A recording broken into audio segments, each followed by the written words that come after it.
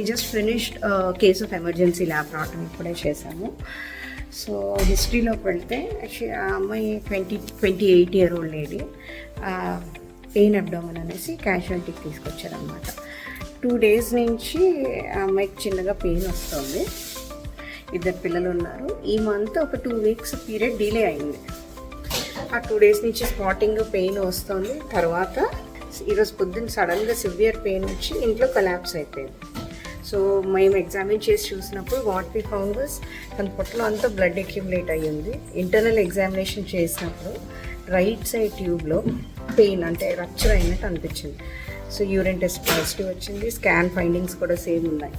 అయితే తన haemoglobin 3 grams వచ్చింది.